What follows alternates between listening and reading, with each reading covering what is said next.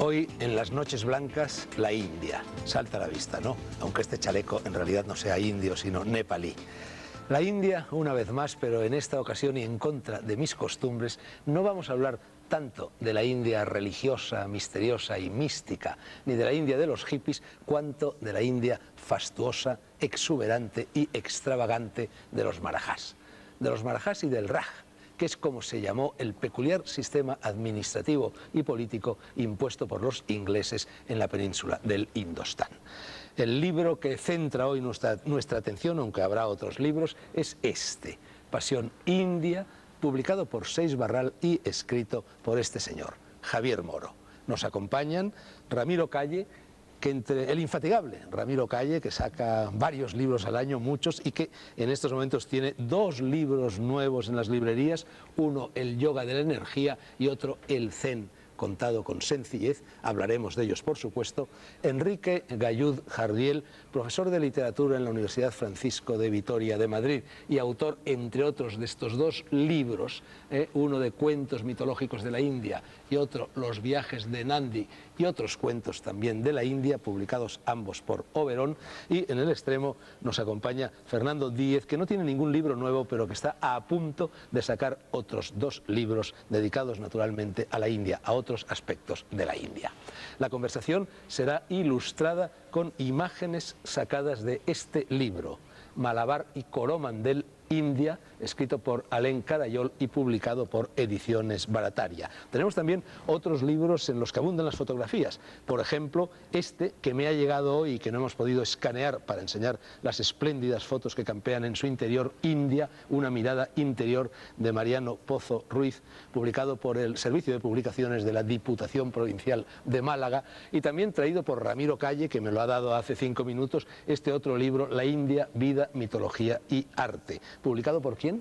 Por la editorial Howard. Y también abundante en fotos, ¿verdad? Muy abundante en fotos. Bueno, vamos ya, después de este preámbulo, con Javier Moro. Javier, ¿a ti te atrae más la India como modus vivendi, la India de la calle, la India de la gente, que esa India mística, religiosa, de los hippies, de los gurús, de la meditación, etcétera, que nos ha traído tanto a las otras personas presentes en la mesa? Pues la verdad es que sí. La verdad es que sí, pero la India es que es tan grande y luego están... Ahora hace poco, antes del programa, me hablabas de este sitio a 90 kilómetros de Calcuta, del cual nunca había oído ni hablar. Y mira que he estado a veces en Calcuta. Cada vez que voy a la India, cada vez que me muevo dentro con gente que conoce la India, hay cosas nuevas, cosas que descubres, que es un universo inacabable. Es mi patria literaria, digamos, pero es también una fuente de inspiración que inagotable. Y eso hace que sea, pues, siempre como un imán que te atrae y te lleva. Y bueno, yo lo es para todos, Javier, al menos para todos los que estamos aquí, ¿no? Efectivamente, un manantial inagotable. Bueno, el propósito, en definitiva, de este libro, lo has dicho tú, me parece, es mostrar la India a través de los ojos de una española.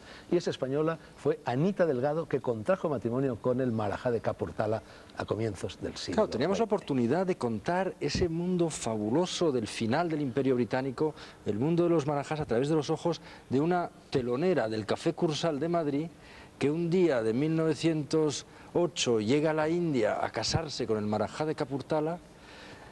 Es el choque con ese país que le da miedo, que ve misterioso, los olores son distintos, todo le parece muy raro, y la meten en un tren, cruza el país entero. Hay una semana de fastos durante las bodas con el Marajá de Kapurthala y después la suben a lo alto de un elefante lujosísimamente enjaezado y le dicen: ahora vas a conocer a tu pueblo. Y el elefante entra en procesión en la ciudad de Kapurthala.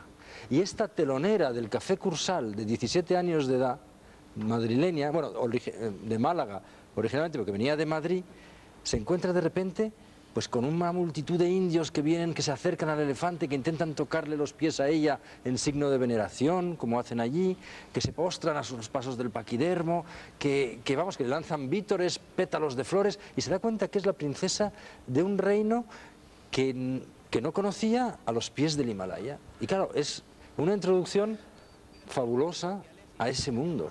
A mí lo que me interesó no era tanto, Fernando, el cuento de hadas, sino qué pasó después.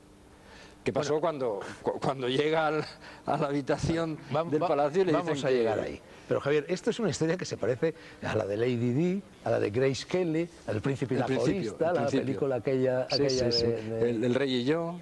Todas estas, ¿no? El principio es así. Eso es lo que sabíamos. Porque llega el Marajá al Cursal y de repente ve a esta chica que tenía 16 años. Tenía 16 años. Se prenda de ella. Y no era ni siquiera bailarina, era una telonera. Hacía un número con su hermana. Se llamaban el dúo Las Camelias. Que la hermana, por cierto, se casó con un millonario norteamericano. O sea, acabó fatal, la pobre. Fatal. Pero bueno, el caso es que hacían un dúo que se llamaba Las Camelias, un palo de flamenco. Entre los números de las grandes vedettes de aquel entonces. Eso era un teatro de varietés que llamaban. Y estaba, pues venía la Fornarina a cantar, venía la Chelito, Mimi Fritz, y entre estos números salía Anita Delgado y su hermana a hacer un palo de flamenco. Con la peculiaridad que en la mesa de detrás, de donde se sentó el Marajá y la vio por primera vez, se reunía un poco los tertulianos de la época, capitaneados por Valle Inclán, que asistieron en primera fila a este encandilamiento. Y que participaron en toda esta historia, por supuesto. No, porque salen personajes, nombres propios de la historia de España, como por ejemplo Valle Inclán, Mateo Morral, el anarquista Morral, que atentó contra los reyes, Picasso más adelante, en la época de París, cuando ella pasa por París. Pablo Ruiz, que ya dijo que era que no le auguraba un gran porvenir a ese chico de Málaga, pero era muy simpático porque era malagueño como ella y hablaban el mismo lenguaje. Decía que pintaba figuras desencajadas, porque ella era andaluza. Y claro, era al principio el cubismo, en efecto. Era Pablo Ruiz. Esta historia, la que tú cuentas en Pasión en India, es una historia extraordinariamente agradecida para un narrador y extraordinariamente novelesca. Entonces llama la atención, no sé si es el caso o no, nadie había escrito novelas sobre este asunto con anterioridad. ¿La tuya es la primera? No, hay un libro escrito por una amiga mía que se llama Elisa Vázquez, que escribió un poco una biografía, digamos, oficial de la princesa. Bueno, pero una biografía, no una biografía, novela. Sí, no era una novela, no. Y la biografía estaba, claro, sujeta a las condiciones de la sobrina Anita Delgado, que no quería dar una imagen que contase, digamos, la verdad. Lo que es curioso en este libro es que yo lo he novelado, pero no lo he novelado para inventar nada, porque es que no había nada que inventar. Es que el propio decorado aquel de los últimos años del Raj es inimventable, es decir, hay de sobra.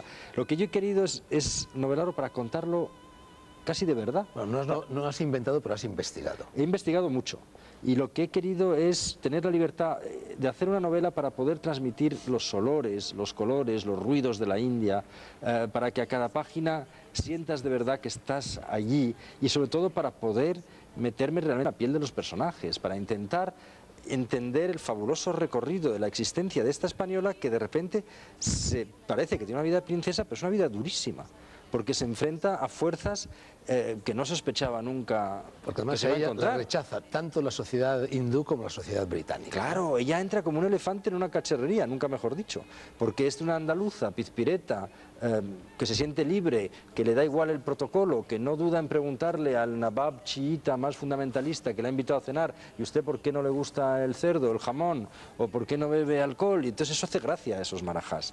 Pero claro, ella entra en un mundo muy compartimentado, muy jerarquizado. Es la India de Kipling, es la mentalidad victoriana, es una mentalidad donde no está mal visto que las razas se mezclen y sobre todo que las clases se mezclen.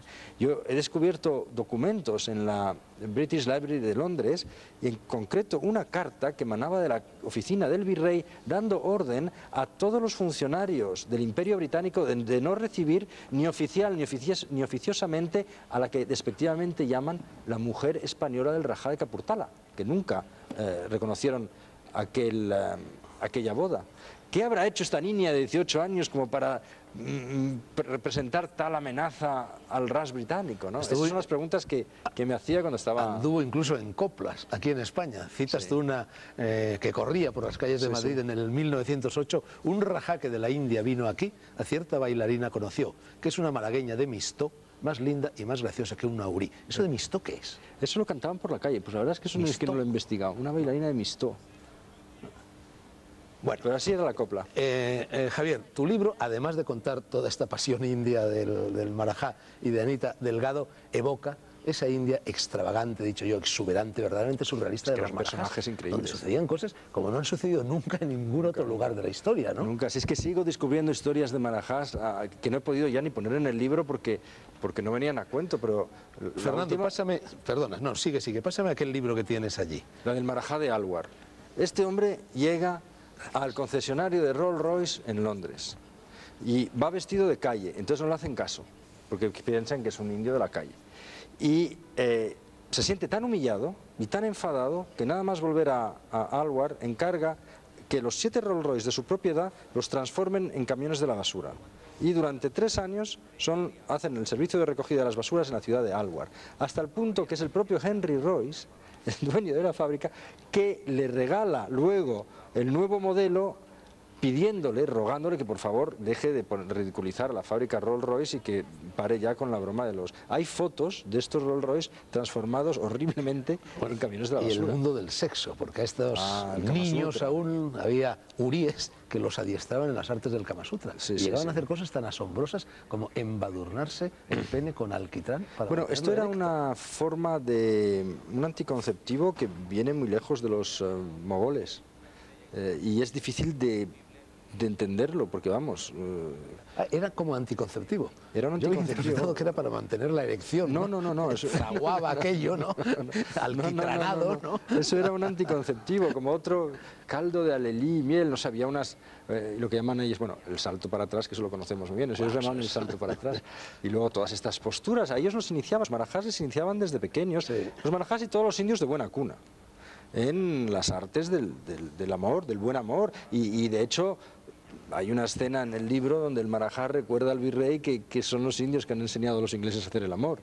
Bueno, de hecho, las indias despreciaban a los ingleses como amantes, ¿no? Los despreciaban a los soldados estos primerizos y rudos y toscos, ¿no? Sí, porque había una cultura... Claro, los ingleses y los portugueses en Goa llegaban a una sociedad y a un mundo mucho más tolerante, una vieja cultura. No era América, poblado de tribus amazónicas, esto era una vieja cultura que arrastraba miles y miles de años donde convivían las religiones, las etnias, y muy tolerante en el sexo. Y claro, se hacían nativos, la expresión hacerse nativo viene de entonces. Javier, Anita Delgado no llegó a estar en el harén, ¿no? La eximieron. Porque... Pero tú hablas también del harén y dices que, bueno, que en realidad lo que sucedía en los harenes es muy distinto a lo que en estos momentos se piensa en Occidente de ellos, que no era un mundo de opresión de la mujer. Sino ellas no lo vivían así. Hoy es, claro, visto desde nuestro punto de vista de principios del siglo XXI, pues claro, es muy difícil entenderlo, pero en el contexto de la época, el harén protegía a las mujeres. O sea, la mayor suerte que le podía pasar a una campesina pobre es que acabase de concubina en un palacio de algún raja, porque entonces tenía asegurada la supervivencia y la de su familia para toda la vida, porque era preceptivo, era la costumbre el ocuparse de tus mujeres para siempre. O sea, no las cogías, las usabas y las tirabas, no. Los rajás que cogían mujeres, concubinas y tal, las amparaban, venían los médicos cuando estaban enfermas, había todo un sistema, porque claro, los médicos no podían verlas porque estaban en purga, entonces había que tomarles el pulso a través de un hilo, y bueno, se inventaban cosas tremendas, pero para ellas era un destino donde vivirían protegidas el resto de su vida. Eso era el harén. El harén no es una palabra que ellos usaban. En la India se usaba la palabra que viene del persa, que se llama cenana. Cenana significa paraíso de las damas, paraíso de las mujeres. Y era el universo que describen todos los que vieron la corte de Akbar y de los grandes mogoles, estas verandas, las fuentes, los jardines donde se paseaban. Javier, salgamos del harén, que se nos escapan los minutos, están a punto de empezar los anuncios, y antes de los anuncios quiero hacerte por lo menos una pregunta y luego te haré unas cuantas más después de la publicidad. La pregunta es, todo este mundo extravagante, extraordinario, exuberante, surrealista del que estamos hablando de los marajás, termina bruscamente en 1947 por una triple traición: la de los ingleses, la de los Nehru y, bueno, si extendiéramos esa traición en el tiempo, la de Indira Gandhi, que también pertenecía a la casta de los Nehru. Claro. Nunca se creyeron. Yo creo que ni siquiera la víspera del discurso de Nehru los marajás se creían de verdad que los ingleses les abandonarían a su suerte, porque eran tan fuertes los vínculos con la corona. Eran los vínculos establecidos por la reina Victoria después del motín de 1857. Era el contrato por el cual la corona británica les amparaba, les protegía, les defendía a cambio de la lealtad inquebrantable de los príncipes al Raj británico. Y esa lealtad siempre había estado allí. Entonces ellos no entendían Además, cómo... había 562 marajás que Sí, controlaban había la tercera grandes, parte del sí. territorio de la península del Indostán, ¿no? 562. Hubo había un de todo. conato de resistencia armada, pero quedó en nada, ¿no? Hubo un conato, hubo tres que se rebelaron. El de Junagadh, que cazaba a sus perros, era un aficionado a los perros y los cazaba, invitaba al virrey, y el virrey declinaba la invitación con gran pesar, entre comillas. Sí, él hizo una jugada que le salió muy mal porque quiso integrar su territorio, que era Junagadh, a Pakistán, y el pueblo quería a la India. El Maharaja de Cachemira, que está al origen del conflicto actual, también, porque este era un Maharaja hindú que reinaba sobre una mayoría de musulmanes, dudó mucho hasta el final y cuando ya tomó la decisión era muy tarde. Y fue el principio de lo que estamos viviendo ahora, ¿no? Y el tercero era el Nizam de Hyderabad, que se rebeló, vamos, abiertamente y que decidió ser independiente. El hombre más rico de la tierra, ¿no? El hombre más rico de la tienda, que acabó... No, de la tienda no, de la tierra. que acabó remendando él mismo sus calcetines de lo tacaño que era. Los anuncios y seguimos.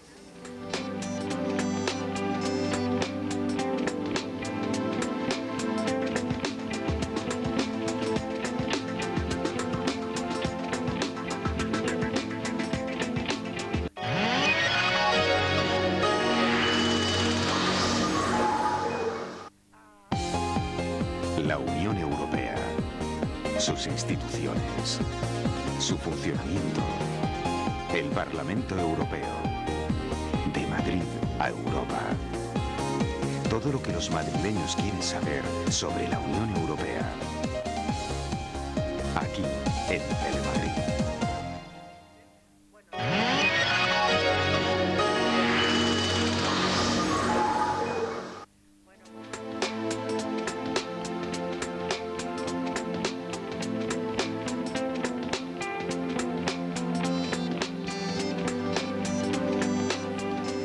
Seguimos en las Noches Blancas, seguimos hablando de Pasión India, el último libro de Javier Moro, que está aquí a mi derecha, publicado por Seix Barral. Voy a hacerle todavía unas preguntas y luego lo entregaré a Ramiro Calle, Enrique Galluz Jardiel y Fernando Díez para que opinen y le pregunten a su vez sobre el libro. Javier, en realidad esta Anita Delgado, la que se casó con el Marajá, es un personaje de tragedia griega, casi una Fedra. Sí. Se acaba enamorando de uno de los hijos del Marajá. Eso fue lo que más me interesó, que este cuento de hadas realmente acaba como una tragedia griega. Eso lo descubrí después de la investigación de Era Medianoche en Bhopal. En una cena en Nueva Delhi conocí a una señora muy mayor, de 94 años, muy elegante, y me dijo: ah, ¿eres español? Pues yo he conocido una española, de la cual me hice muy amiga, era la mujer de mi primo el Marajá. Y me empezó a hablar de Anita Delgado desde el punto de vista de la familia india. Entonces ahí descubrí un personaje que tenía este atractivo literario tan grande. Ya no era el simple cuentecito de hadas. Aquí había algo mucho más, porque la princesa Usha de Kapurthala, era el nombre de esta señora, por primera vez me habló del escándalo aquel que protagonizó Anita Delgado en los años 20. Y claro, ahí hay un triángulo amoroso, ella hizo... Ahí la novela rosa se transforma en tragedia griega. Se transforma en tragedia griega, en efecto. Y ella tuvo ella tuvo un hijo, de sus nupcias con el Marajá. Sí. Un hijo al que le gustaba la chistorra. El príncipe los toros. Jit, él era muy indio, le encantaban los toros, le gustaban los huevos fritos con chistorra y venía a España con mucha Y le asiduidad. bautizaron dos veces, una por el rito Sikh en el templo de oro de Amritsar y, otra de escondidas la abuela lo robó y lo llevó a la catedral de Notre Dame en París para Lo cristianó. Lo cristianó, porque no se fiaba del bautizo de los Sikh. Como Bueno, decía al ella. cabo de... ¿cuántos años de matrimonio? 18. 18 años.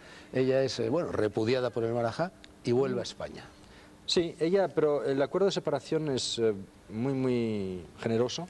Él siempre fue un caballero, como decía la suegra, y es verdad. Se portó siempre como un auténtico príncipe. Y con ella fue muy generoso también, porque otro en las mismas circunstancias no hubiera reaccionado igual. Le proporcionó una pensión y ella vivió como una princesa en Madrid el resto de su vida. Hasta 1962. Sí, ella vivía en un piso en la calle Marqués del Quijo, con un salón indio, salón francés, salón español, 2 cocineros, 3 doncellas, un chofer, un Mercedes, en fin, a todo plan. Y en repetidas ocasiones quiso volver a la India y le negaron el visado. Ella siempre tenía la nostalgia de la India, pero no tenía la nostalgia de la India, ella tenía nostalgia de aquella India. Pero es que el mundo que ella quería volver a ver ya no existía. Y eso se lo dijo su hijo varias veces, pero madre, si donde tú quieres volver ya no existe, si el palacio ya no existe, si lo vieras ahora, todo está, los muebles recubiertos de telas blancas, está todo con una capa de polvo así, se ha acabado, claro, pero es que ella había sido testigo de un mundo de los últimos años, de un mundo... Bueno, y a ella le toca vivir en España entre 1925, que es cuando vuelve, y 1962, una España difícil. Una España de la caída de la monarquía, de la república... No fue difícil para ella porque, bueno, tenía medios y franquismo. la guerra civil la vivió en París, por ejemplo. Pero ¿cómo estaba considerada ella en la sociedad española? Sobre todo después de la guerra civil. Aristocracia la ninguneó mucho. Ella siempre, pero en la India y en España, pero lo que más le dolía era la reacción en su propio país. Fue ninguneada, era la revista la que se había aprovechado, la que había dado el braguetazo, la que de fuera se había aprovechado de la aristocracia, de la fortuna de ese rey. Había tenido esa suerte y un poco era vista así por los demás aristócratas, lo que no le impedía tener relaciones pues con los Rothschild y con gente, con parte de la sociedad de la época. Pero lo que más le dolió fue que en su propio país toda la vida le reprocharon precisamente el haberse casado, el haberse... llegó hasta la muerte mismo, porque después de morir, la cerrazón de uno de los párrocos... No querían enterrarla en sagrado. No querían enterrarla, porque decían que como ella se había casado con un hindú que había renegado de su religión, y era mentira, ella nunca renegó de su religión, de su fe católica, ella siempre se sintió muy católica, aunque luego mezclaba algunos... ¿Y del hijo qué fue, Javier? Lo mismo vive todavía. No, el hijo murió en 1982. Él le gustaba mucho el fútbol, iba a venir a los mundiales de fútbol y justo 2 días antes murió en Nueva Delhi. Sí. Bueno, ya lo saben ustedes, Pasión India, Javier Moro, 6 Barral. Ramiro, te estaba viendo con el ceño un poco fruncido. Yo sé que a ti la India de los Marajás no tienes precisamente buena opinión de ella. No, yo voy a ver qué dices respecto a todo esto. Voy a hacer una pequeña exposición muy rápidamente para luego entrar en la novela de Javier, ¿no? Yo opino que una de las estampas más siniestras de la India han sido los Marajás.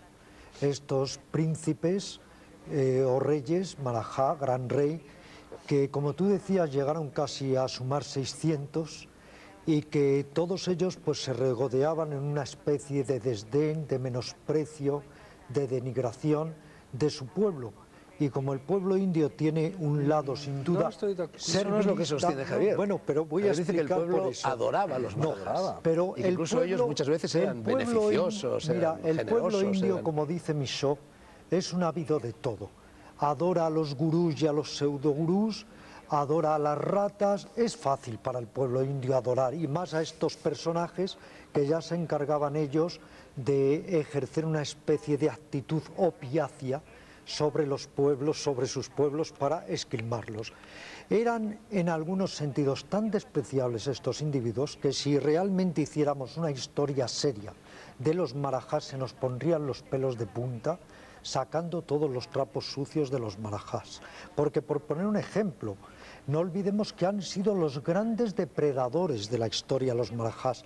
El Marajá, por ejemplo, de Rewa, solo él mató a más de 1000 tigres. Los Marajás estuvieron a punto de esquilmar por completo a los tigres y leones y otros animales de la India. Una Maharaní de Baroda, cuando tenía 30 años de edad, ¿lo sabes ese caso, me imagino? No, ¿cuál es el de...? A los 30 años de edad, la Maharaní de Baroda ya había matado 18 tigres, un gran número de leones y, bueno, tú fíjate, Ramiro, no resisto la tentación, ya que mencionas el tigre, de citar esta cita que coloca Javier al principio de su libro, que son Notas sobre la educación de un gobernante, escrito por el Marajá de Gwalior, que dice: a los niños de ambos sexos se les debe llevar de caza una vez a la semana sin falta, y cuando sean más mayores deben, como regla, pasar por lo menos 2 semanas al año cazando un tigre. Sí. Es que era un rito de iniciación. Pero claro, es como matar un león para los masái. Pero han sido ellos que han acabado con los tigres. Sí, que no son pacifistas, son guerreros. Sí, pero también hay una cosa... Claro, no se les puede defender. Claro, pero Fernando Díez por allí... Como si defendiésemos a los reyes feudales. No pueden ser pacifistas, son guerreros. Tienen desde niños enseñar a los hijos que que la guerra es hasta un deporte, ¿no? Yo creo que es un lado siniestro de la India, porque ese fasto, aquí estoy protegido por este libro de Buda, que ahora viene bien, Enséñalo. de alguna manera, porque es la simpleza, la sencillez de la vida, y ellos eran el fasto por el fasto. Es que había de todo. Pero había fíjate, todo, había uno, el de Gondal, sí, que al contrario, fue el que abolió el primero los impuestos, el que abolió, el que instauró la educación, no, el de claro, Macaportala instauró la educación femenina antes que los territorios administrados directamente por los ingleses. O sea, lo sabía dentro de todo. Entre 562 había de todo. Nos quedamos siempre con los más horrendos porque, bueno, pues porque es la imagen que uno puede tener de ellos. Pero había también algunos príncipes progresistas, algunos príncipes que intentaron, que, como te decía, administraban sus territorios casi de una manera más eficaz que los propios británicos en los territorios británicos. O sea, había un poco de todo. Pero es verdad que ellos se consideraban semidioses. Sí, Dios, es que, no le vas a decir y a poner límites. Yo querría escuchar la opinión al respecto de Enrique Gallud. Tú has vivido, Enrique, muchos años en la India, desde la atalaya de la Embajada Española, porque trabajabas en ella. A lo mejor eso te permitía meterte un poco en las interioridades de la vida hindú y averiguar hasta qué punto esta India de los marajás, de estas extrañas costumbres que estamos evocando, sigue permanente, sigue viviendo en la forma mentis del ciudadano indio. Bien, yo estoy en parte de acuerdo con Ramiro. Entiendo que hay reyes buenos, reyes malos, que los reyes son necesarios, que es necesario que los reyes tengan lujo para que el pueblo admire algo. Pero aparte del hecho de que obviamente esquilmaron al pueblo, eran, para mi ver, a mi parecer, los menos indios de todos los indios. Eran totalmente anglófilos, despreciaban su cultura, no hicieron nada por promocionarla. Desde el siglo XIX, cuando hay un renacimiento hindú, cuando pensadores y filósofos intentan revitalizar el hinduismo y la tradición no tenían demasiado cultural, miedo a perder sus privilegios. Eso no lo hicieron los reyes. Todo su afán era tener el último coche que se hubiera fabricado en Occidente, o que les mandaran una locomotora muy moderna o una máquina que les permitiera sacarse brillo a los zapatos de una manera mecánica. O ligar con mujeres occidentales, eso me gustaba mucho. Era la máxima excentricidad poder conquistar a una mujer occidental, porque ellos admiraban todo lo que era europeo. Ahora, eso es una apreciación sociopolítica. Desde el punto de vista literario, yo creo que la India de los marajás es una cosa preciosa. Y muchas veces nosotros hablamos de la India filosófica, de la India del pensamiento, del yoga, de la religión, y nos olvidamos de esa India estética que aquí en el romanticismo y en el modernismo pues fue uno de los grandes temas y uno de los temas más bonitos y más empleados, y que ha dado a las letras material para obras preciosas como esta misma que tenemos aquí, como Pasión India, que me parece una novela preciosa también. Estoy de acuerdo, como dice Javier, que algunos marajás serían indulgentes y bondadosos, ¿no? Igual que dijo Krishnamurti, ningún político es de fiar, y me parece que fue demasiado maximalista. Algunos sí serán de fiar. Pues lo mismo puedo decir de los marajás. Quizá alguno fuera de fiar, pero es indudable que ejercieron un poder despótico sobre sus súbditos, les esquilmaron, y para mí son el reflejo de la India pues más siniestra en ese sentido. Por ejemplo, no sé si saben la historia de otro marajá, que era el marajá de Mysore, que él, entre otros, pues se hacía acompañar de un hombrecillo que era el que tenía que sacarle el miembro cada vez que iba a orinar, porque el marajá no podía, claro, era un dios, no podía tocar su propio miembro, y entonces iba un hombrecillo con un pañito y le sacaba el miembro, se lo espolvoreaba bien para que cayera. Había el guardián de las deyecciones reales. Exacto. Y sabes que para hacer el amor, algunos marajás, como no podían tocarse, lo hacían el amor con máquinas especiales que les acoplaban y les iban acoplando para... claro, todo eso efectivamente, como dice Enrique... Ya vemos, Ramiro, que el mundo de los marajás no te cae demasiado simpático. Es muy novelero. Pero sabe un montón. Sí, sabe un montón. Pero aparte de eso, ¿qué opinas de la novela de Javier? Con sinceridad. No, con sinceridad. Quería hacer esta introducción para que no se pensara que cuando ahora vaya a apoyar la novela de Javier, estoy al lado de los marajás. No, la novela de Javier es otra cosa. La novela de Javier, o la historia de Javier, es una historia, me llegó ayer el libro a última hora, pero lo leí a fondo, que me ha parecido extraordinariamente amena, fantásticamente, le doy la enhorabuena, escrita, muy divertida, muy humana a la vez, y que efectivamente, como decía Enrique, pues es ese lado de la India que tanto también ha interesado a Occidente, que cuando hablamos de la India ensoñada, es la India de los marajás, es la India de los rajpús, es la India de los mogoles, es cierto. Fernando, tú que fuiste mendigo en Benarés, casi al menos, ¿no? Bueno, no es la palabra exacta, pero vamos. Bueno, casi, ¿no? ¿Has leído la novela de Javier o no? ¿Y cuál es tu opinión sobre ella? Bueno, la verdad que te felicito porque es una novela realmente que da una imagen de la India muy auténtica y muy real. Se ve que estás bien alimentado y que has pasado por ella muy bien. Transmites una India muy auténtica y la novela me ha parecido sensacional. Mantiene todo el tiempo una especie de ritmo y cómo sube el proceso de ascensión de Anita y luego el proceso de descenso hasta el drama y la tragedia.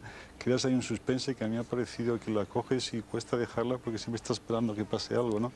En ese sentido, de verdad te felicito, creo que has hecho ¿Tu opinión es también positiva, Enrique, sobre la novela? Sí, yo tengo que decir que este tipo de novelas, de las que no hay mucho, son especialmente interesantes y me son especialmente queridas para mí. Yo estoy casado con una india, Manjula, es una mujer extraordinaria, a la que yo adoro, lo digo aquí para que lo sepa todo el mundo, como suele decirse, y entonces me interesa mucho el problema al revés del Marajá, del amor entre las española, él se casa con una india. Claro. El eterno tema de Madame Butterfly y casos semejantes. Entonces, esto es muy interesante. Yo creo que incluso me atrevería a decir que fue origen de alguna otra obra literaria menor que pasó desapercibida en su momento.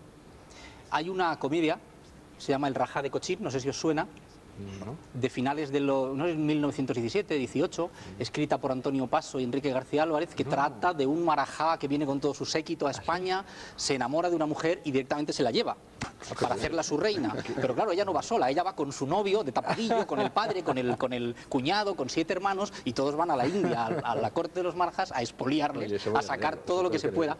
Obviamente, estamos hablando de un vodevil con elefantes, y al final, pues un final desastroso. Estamos hablando de una obra humorística, pero no deja de ser curioso el que aparezca un tema de este tipo, basado en gente que están sacando sus temas del mundo literario de ese principio. Bueno, no creas, Javier, que todo esto es coba, porque en este programa si hay que opinar negativamente del libro de un autor, aunque esté presente, lo hacemos. Incluso a veces los tiramos para que se vayan a una isla desierta, a esa caja que tienes delante. ¿Querías decir algo, Fernando? Sí, quiero decir algo mínimamente en defensa de los marajás, ¿no? De los rajás. Hay que tener en cuenta un poco...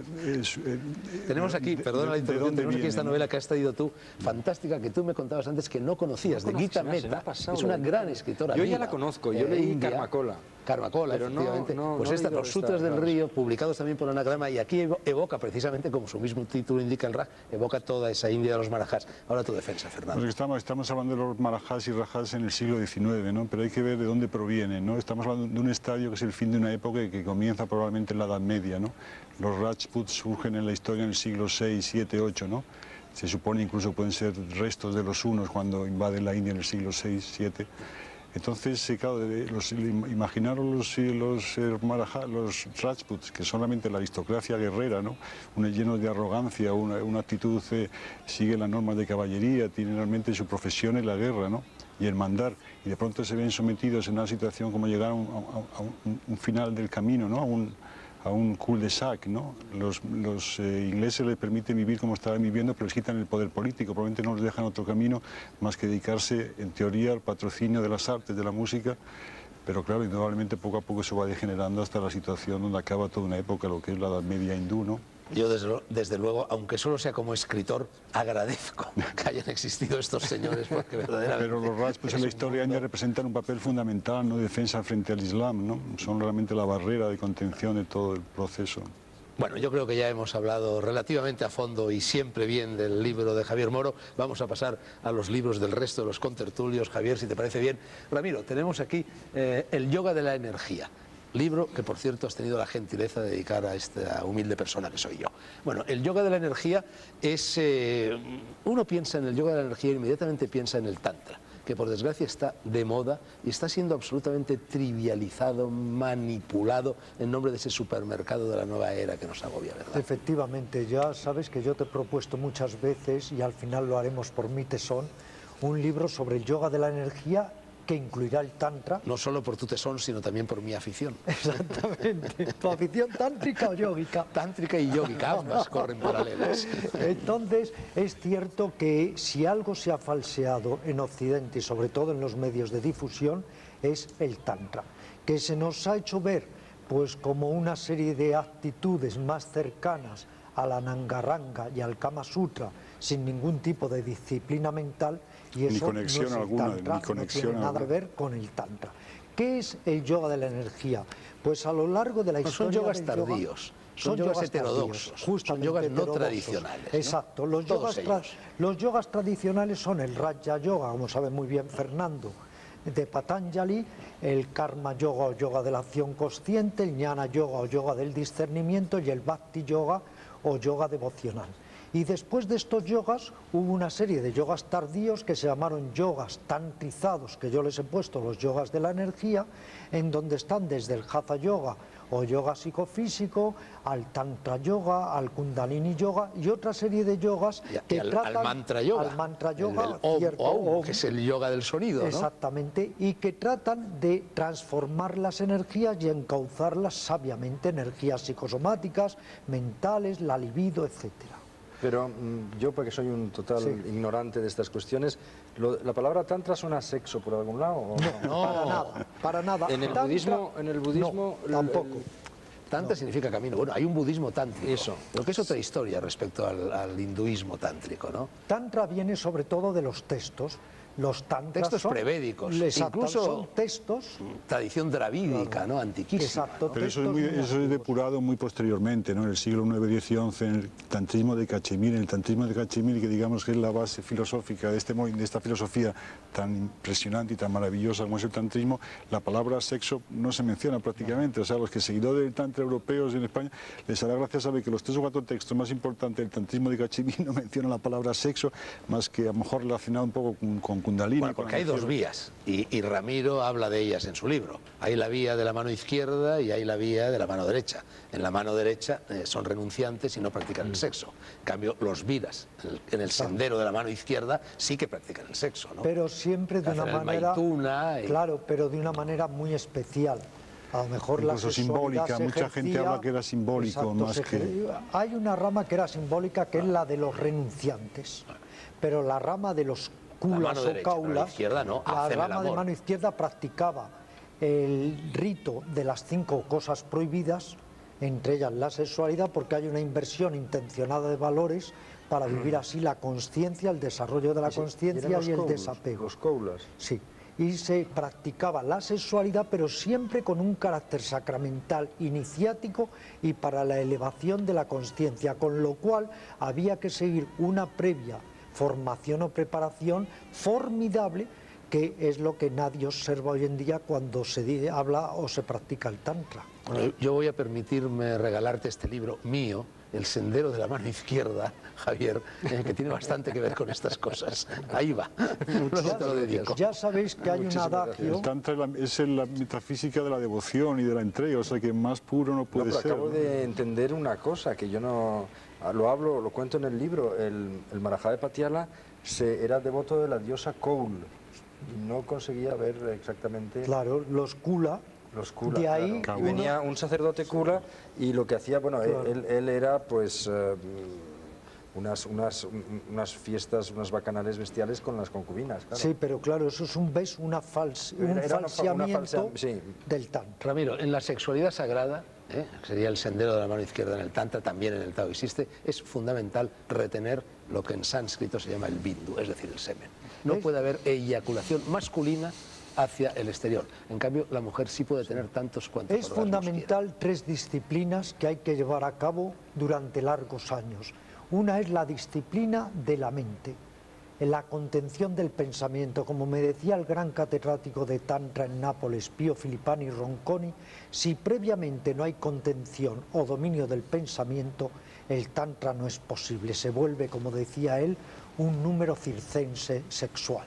Luego, primero, la disciplina de contención del pensamiento. Segunda disciplina, como sabes, Fernando, el control de la respiración. Y tercera disciplina, sí, el control seminal. Que el control seminal quiere decir que inviertes de alguna manera el esperma para recuperar lo que se llama la luz del semen y llevarla al chakra del entrecejo. Porque, en definitiva, todas las formas del yoga, tanto las tradicionales como las heterodoxas de la energía, confluyen en un mismo lugar. La búsqueda de la verdadera realidad que está más allá de la realidad inmediata. Efectivamente, y por eso es tan importante el desapego y la ecuanimidad. Y no hay tantra si hay aferramiento, si hay apego y si no hay consciencia y ecuanimidad. Ramiro, como decía antes, quedamos emplazados para hacer una noche, dedicar una noche blanca entera al yoga de la energía. Esta primavera es buen momento para hablar de energías. Luego hablaremos un ratito, si tenemos tiempo para ello, de este otro libro, también recién aparecido tuyo, Ramiro, El Zen contado con sencillez, publicado por Maeva, por cierto. Este ha sido publicado por las ediciones Librería Argentina. Pero antes vamos a hablar un ratito con Enrique Gallud de estos dos libros. Ya he dicho que uno se titula, el más reciente, Los viajes de Nandi y otros cuentos de la India, y este, ahondando un poco por la misma brecha, y un poquito anterior, un año antes, se publicó, los dos por Oberón, se titula Cuentos mitológicos de la India. Enrique, estos son dos libros emparentados, ¿no? Y en ellos, en definitiva, lo que se hace es evocar las narraciones sobre dioses y héroes que se parecen mucho a las de la antigua Grecia, lo que en Grecia se llamaba los mythoi, y en cambio en la tradición sánscrita se llama Ajyana, no sé si pronuncio bien. Bien, en parte sí, son dos libros que tenían que haber sido paralelos en cuanto a formato y título. El segundo de ellos yo pensaba que se llamara Cuentos filosóficos de la India, porque esa es la orientación que tienen. Sin embargo, se me dijo que la palabra filosófico asusta, que la gente no compra filosofía y que mejor elegir un título que fuera simplemente más fonético. El libro de los viajes de Nandi son cuentos de enseñanza filosófica, a diferencia del otro que obviamente son cuentos de enseñanza mitológica. Esto es, yo creo, principalmente la aportación de la cuentística india. En Europa hemos tenido fábulas, apólogos de contenido doctrinal y moralizante. Pero estos no son moral lo que enseñan estos cuentos, son principios filosóficos. Es la manera de hacer que niños, que adolescentes, que son los que en principio en su época estaban recibiendo este adoctrinamiento, tuvieran una manera más grata y más amena de acercarse a esa filosofía. Entonces se educaba no solo a los príncipes, como se suele decir, sino a todo el mundo a través de este tipo de lecturas. Enrique, no sé si tus editores se asustarán, pero estos libros, que por supuesto pueden ser leídos por niños, pero son libros para adultos. De hecho llevan una introducción, llevan aparato bibliográfico y llevan una serie de notas.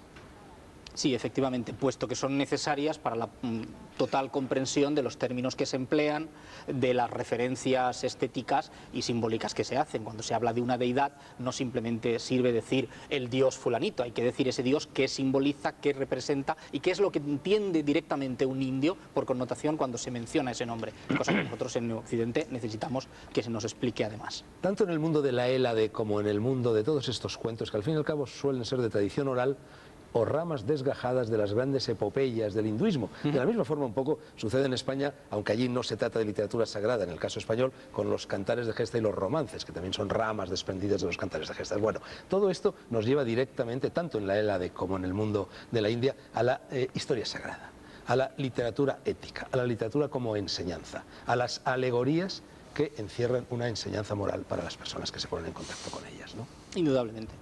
Ese es el objetivo principal. Y la desaparición de esa historia sagrada del mundo occidental es desastrosa para la educación de nuestros niños, porque rápidamente sustituyen los héroes dignísimos, cargados de valores morales de todas estas alegorías, pues por cualquier cosa, por Michael Jackson, por el Che Guevara o por Beckham, ¿no? Porque la gente necesita mitos, necesita historias sagradas para echar los dientes y aprender a andar. Indudablemente. Creo que uno de los aspectos de la sabiduría de la India es que no ha perdido estos elementos, y aunque a la cultura india se le han ido añadiendo con los siglos una gran cantidad de nociones y símbolos nuevos, los más antiguos no se han perdido. Son una cosa que funciona no solamente en los libros o a nivel de erudición, sino en la calle. Gente sin una preparación formal, incluso sin unos estudios, incluso analfabetos, conocen estos personajes, saben lo que significa, conocen el simbolismo. De ahí el cine indio también, que lo has El cine indio hace continuas referencias a estos dioses. Entonces, el problema actual de un héroe actual de una película india ambientada en la modernidad va a tener siempre referencias a cómo se comportaría Rama en este caso, la metáfora, esta mujer es como una sita y yo soy como tu amigo Hanuman que va a dar por ti todo lo que haga falta dar. En estas recopilaciones de cuentos, Enrique, y tú lo señalas en la introducción de este libro, hay dos grandes temas. Uno, la vida de los dioses en relación con los seres humanos, y otro, la explicación simultáneamente racional e imaginativa de los fenómenos de la naturaleza. Sí, eso es más en referencia al libro de los mitos. El libro de los términos de los cuentos filosóficos a mí me parece particularmente más interesante porque, primero, por su amenidad. Y segundo, que no es mérito mío, es mérito por supuesto de la historia en sí. Y segundo, porque llevan de una manera muy directa a comprender postulados filosóficos que de otra manera serían complicados y a lo mejor a los que no nos acercaríamos por cierto miedo, por cierto respeto. Un cuento de 3 páginas te lleva a entender de una manera muy clara y muy directa la ley de causa y efecto, la reencarnación, el concepto relativo del tiempo, la teoría cíclica del universo, todas estas cosas de una manera muy clara. Eran también cuentos de mero entretenimiento. Sí, por ejemplo, eran también para las divertidos, noches sí, sí, litúrgicas, para las cosechas, para las operaciones de la siembra, del campo, etcétera, etcétera, ¿no? Efectivamente, para leerlos en voz alta, en momentos concretos, para estas ceremonias de Jagran, de estar toda la noche despiertos en devoción y mantener el interés del devoto en ese rito. Pues sí. Y benéficos simultáneamente para quienes los escuchaban y para quienes los contaban.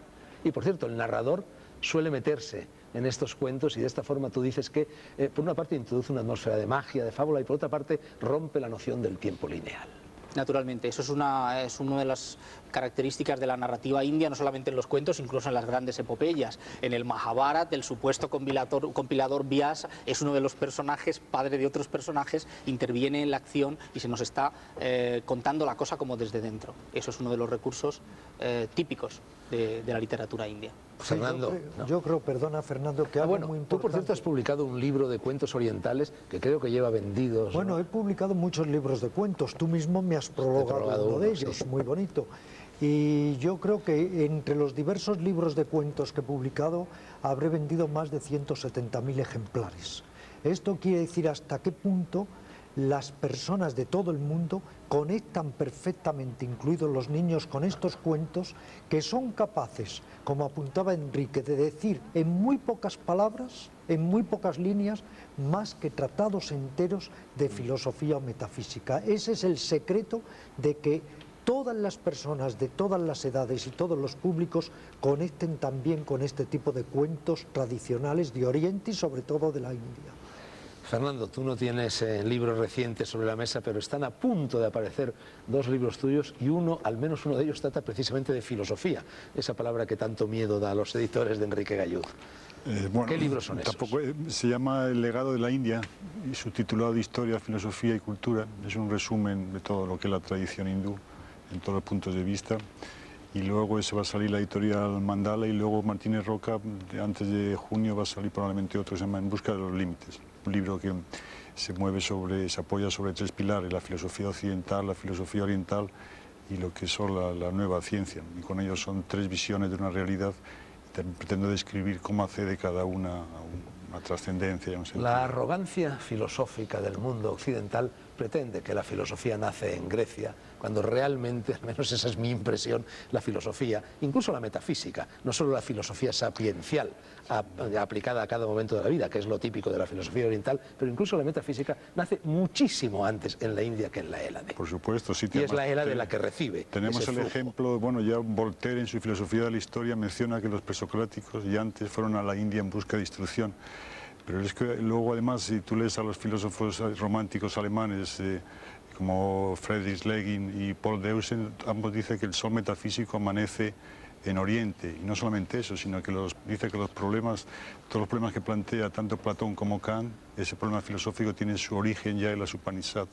Las Upanishads son libros que realmente el valor histórico, literario, filosófico es una obra maestra de la filosofía. Una de las grandes diferencias entre el mundo oriental y occidental sería, en mi opinión, esta. El mundo occidental apuesta por el concepto de la historia y el mundo oriental apuesta por el concepto de la naturaleza. Y, como decía el antropólogo Terence McKenna, la historia es un estado de ignorancia colectiva acerca de cómo funcionan realmente las cosas en el mundo. Me gustaría conocer vuestra opinión, no tanto la de Javier Moro, quizá, que se mueve por otros derroteros, pero sí la vuestra. Es que el tema de cómo enfoca el pensamiento oriental y occidental el problema de la existencia es muy diferente, ¿no? Quizá porque la fisis que buscan los presocráticos y los filósofos griegos la buscan en el mundo, de ahí se puede explicar el desarrollo tecnológico de Occidente. Sin embargo, los hindúes buscan esa misma fisis, pero la buscan en el interior, con lo cual se produce el proceso han llegado a conseguir un tremendo conocimiento de los estados diferentes de conciencia. Sí.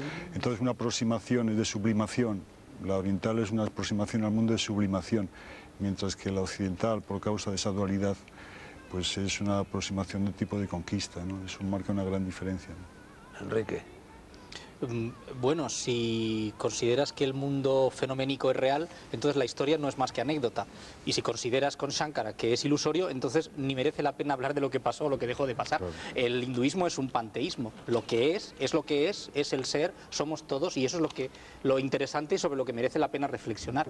Y a eso llámalo naturaleza, llámalo la energía, llámalo Dios, llámalo X, pero es lo que hay. Sí, también hay otra, diría, divergencia, ¿no?, entre Oriente y Occidente, que es que Occidente ha de alguna manera magnificado demasiado el pensamiento intelectual. Nos han hecho creer que el pensamiento dual, el pensamiento binario, la lógica es omnipotente. En cambio, para todas las culturas místicas y metafísicas de Oriente, el pensamiento es insuficiente. El pensamiento nunca nos podrá llevar más allá del pensamiento. Eso tiene mucho que ver con este libro. Ahora efectivamente, es lo del Zen, cuando llega el discípulo y le dice al maestro: maestro, hago bien en no tener ideas, y el maestro dice: allá tú si quieres seguir con esa idea de la no idea. Entonces, de alguna manera, Oriente nos ha enseñado que además del pensamiento lógico, existe otro tipo de pensamiento, que es el pensamiento paradójico. Y eso es muy importante, porque es dar un gran salto en la búsqueda espiritual más allá de los órganos ordinarios de conocimiento, ir un poco a la supraconsciencia o mente supramundana. Os voy a leer algo que decía Chantal Mellard, escritora malagueña de origen belga, que acababa de publicar entonces, estoy hablando del 8 de mayo del 2004, un libro de poemas, Matar a Platón. Chantal, que yo creo que la conocemos todos, ¿no?, responde a una de las preguntas de Javier Rodríguez Marcos, que es el autor de la entrevista, que le pregunta: ¿no ha encontrado salidas en el pensamiento oriental? Y ella dice: Oriente está siendo colonizado por Occidente y por una religión que es la del sistema de consumo. Lo que pretende ese sistema es que un individuo nunca llegue a satisfacerse, por eso puede seguir consumiendo. Hay una especie de resbalar continuo en superficie que estamos exportando a Oriente. Y esa no es la superficie que Oriente ha manifestado siempre. Su enseñanza, la de Oriente, consiste en captar la esencia de cada cosa, estar con cada cosa en cada momento. Eso te llena, no pasar de una a otra. Si estás pintando, te llena estar en lo que estás pintando. En definitiva, también los latinos lo decían, el age quod agis, haz lo que haces y no otras cosas. Y subraya el gesto como algo importante, el gesto como granjea, en definitiva, como algo que granjea en definitiva la felicidad y la plenitud. ¿Qué pensáis de estas opiniones de Chantal? Hay algo que es indiscutible, ¿no?, que en Occidente estamos tanto en las inciertas expectativas de futuro que vivimos todos una era constante de ansiedad, porque no nos centramos desde el sosiego, la ecuanimidad, la atención consciente en el aquí y ahora. Y yo creo que es muy importante recuperar este sentido real de la inmediatez. Y luego algo a propósito de lo que también apuntaba Fernando: toda esta sociedad ha tomado la orientación de acumular y tener, y tenemos de alguna manera que recuperar también el noble arte de vivir y el arte de ser, y eso creo que es muy importante y que es una asignatura pendiente hoy por hoy en Occidente y ahora ya también en Oriente. Pero no está perdida esa batalla, me pregunto yo, porque Occidente hoy en día es Corea, es Japón, Occidente también, es la India ahora, que se está convirtiendo en una especie de gigantesca oficina del mundo. Pero queda mucho, ¿eh? Lo mencionábamos antes, Vishnapur. Uno llega a la India, tú mismo lo decías, y empieza a descubrir cosas insospechadas por completo. Yo creo que Oriente y Occidente hoy en día son dos actitudes internas que estarían reflejadas de alguna manera, como dicen los neurocibernéticos, en el cerebro. El lado izquierdo del cerebro y el lado derecho, Oriente y Occidente. Occidente, sea en Japón o sea en España, sería la actitud externalista, que, como decía Jung, eso pone en graves riesgos incluso nuestra salud psíquica. Tanto nos externalizamos que nos divorciamos de nosotros mismos y nos alienamos. Y Oriente sería el mirar hacia adentro, lo que decía decía Novalis, el camino más secreto, que es el camino hacia el propio ser. Pero yo pienso que todo eso alcanza una minoría, ¿no? Yo pienso que el interés en la India por las Upanishads puede ser tan grande como el que en Occidente se tiene por Kant, ¿no? Es cosa de especialistas.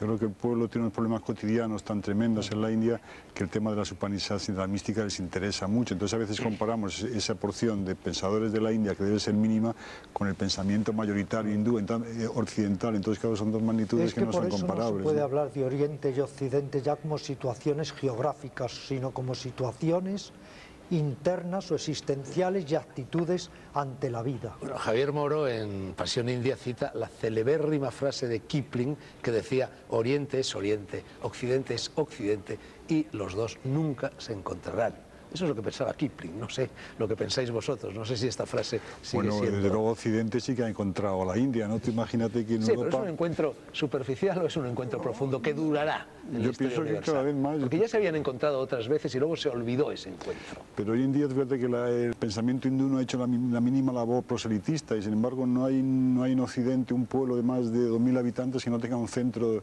algo relacionado con la cultura hindú, ¿no? Y ellos no han hecho absolutamente nada. De Ramiro Calle, que fue el que introdujo todo esto del yoga en España, en definitiva, o casi, ¿no? Es un fenómeno histórico, ¿no? Realmente una cultura sin más mínimo afán proselitista, ¿cómo ha podido llegar a extenderse de tal manera frente a otros credos mucho más agresivos y más duros y más correosos, ¿no? Hay algo también interesante que tenemos que comprender, que como decía Vivekananda, a Occidente predícale el yoga y a la India predícale trabajo.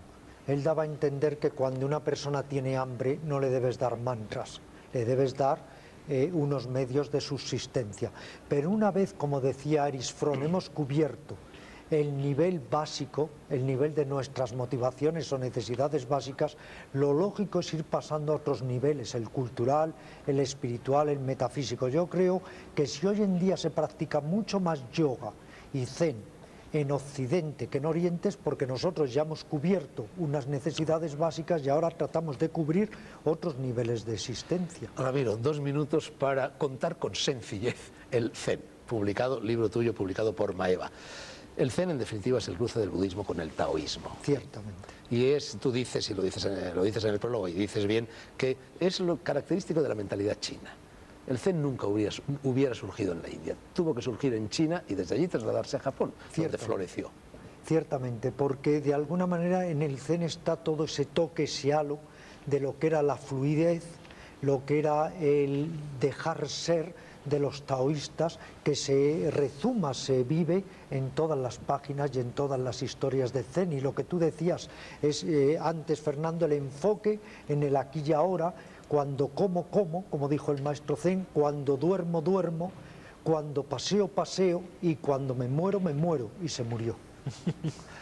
En Japón, y por consiguiente en todo el mundo del Zen, surgieron 2 escuelas, la escuela Soto, la escuela Rinzai. La escuela Soto no utilizaba el famoso koan, ese pensamiento paradójico que conduce al conocimiento intuitivo que no capta la realidad fragmentada, sino la realidad en su totalidad. Y eso no se alcanza nunca por vía de la razón, sino por vía de esa especie de provocación que es el koan que el maestro lanza al discípulo. Ciertamente el koan lo que trata es de sabotear el pensamiento binario, el pensamiento dual, para que podamos dar un salto en el terreno de la intuición y lograr esos golpes de luz, esos destellos que nos hagan penetrar en el fondo mismo de las cosas y no estrellarnos solamente contra las apariencias. ¿Cómo suena el aplauso que se lleva a cabo con una sola mano? Cierto. Ese es un buen ejemplo de koan. No vamos a resolverlo aquí, no se resuelven esas cosas así. Este libro es el Tao Te Ching, en edición de Luis Racionero, publicada por Martínez Roca. Luis Racionero, en la primera línea de la introducción que precede el texto, dice: este es el mejor libro del mundo. Yo también lo pienso, quizá al lado de la Bhagavad Gita. Y para terminar este programa, en el que hemos hablado de la pasión india de Javier Moro, en el que hemos hablado del yoga de la energía de Ramiro Calle, en el que hemos hablado de los libros de recopilaciones de cuentos filosóficos o alegóricos de la India de Enrique Galluz Jardiel, y en el que hemos hablado también de los 2 futuros libros con brevedad de Fernando Díez, quiero terminar este programa leyendo uno de los poemas, porque son poemas del Tao Te Ching. Dice así, es el 44º. ¿Tu fama o tu salud? ¿Qué es lo más preciado? ¿Tu salud o tus posesiones? ¿Qué vale más? la ganancia o la pérdida. ¿Cuál de las dos es perjudicial? Si tus deseos son grandes, serás con seguridad extravagante, como los marajás de la India. Si acumulas demasiado, perderás inevitablemente mucho. Por lo tanto, si te das por satisfecho con lo que tienes, no te sentirás degradado. Si sabes cuándo detenerte, no sufrirás ningún daño y de esta manera puedes durar muchísimo tiempo. Una lección muy indicada para muchos, yo entre ellos. Buenas noches.